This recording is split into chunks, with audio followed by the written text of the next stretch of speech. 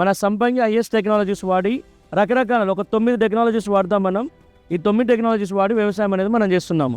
ఈ ఏరియాలో ఇప్పటి వరకు ఎవరు పంట పండించలే, మనమే తీసుకొచ్చాం. అంటే అసలు ఖర్జూర అంటేనే మనకు తెలియదు నెంబర్ 1. అలాంటి ఖర్జూరాన్ని మనం తీసుకొచ్చాము. ఈ భూమి ఎవరు కూడా ఇక్కడ పంట పండించలేదు.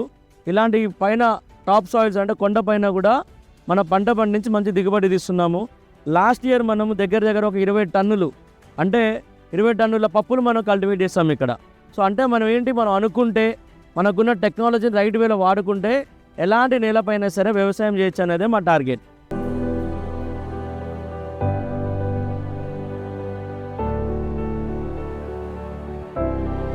ఓకే, సో మీరు ఎప్పుడన్నా స్కూల్లో ఎప్పుడన్నా అగ్రికల్చర్ టూర్ చేయాలనుకుంటే మీరు రండి ఇక్కడికి, సంబంగిలోకి రండి.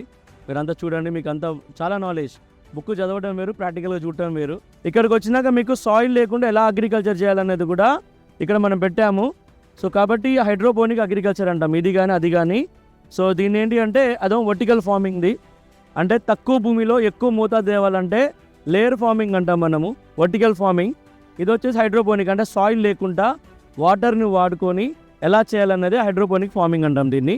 అండ్ దీస్ అన్ని ప్లాంట్స్ మనం దీనివల్ల ఏంటి అంటే మనము నారు పోస్తారు ఐడియా ఉందా పొలాలలో, అలాంటిది లేకుండా ఇలాంటి డబ్బాలలో చేసుకోవడం వల్ల మనకి ఎక్కువ తీసుకోవచ్చు అన్నట్టు. అంటే డెత్ రేషియో తగ్గింది, అంటే చనిపోయే రేషియో ఉంటుంది కదా మొక్కలు. మనం విత్తనాలు వేసినాక నారు పోసినాక కొన్ని బతుకుతాయి, కొన్ని చనిపోతాయి. అలాంటివి లేకుండా ఇలా చేసుకోవడం వల్ల ఎక్కువ సక్సెస్ రేషియో తీయవచ్చు అన్నట్టు వీటి నుంచి. ఇవన్నీ కూడా ఆల్రెడీ సీడ్స్ పెట్టి చేసినాయి అన్నట్టు.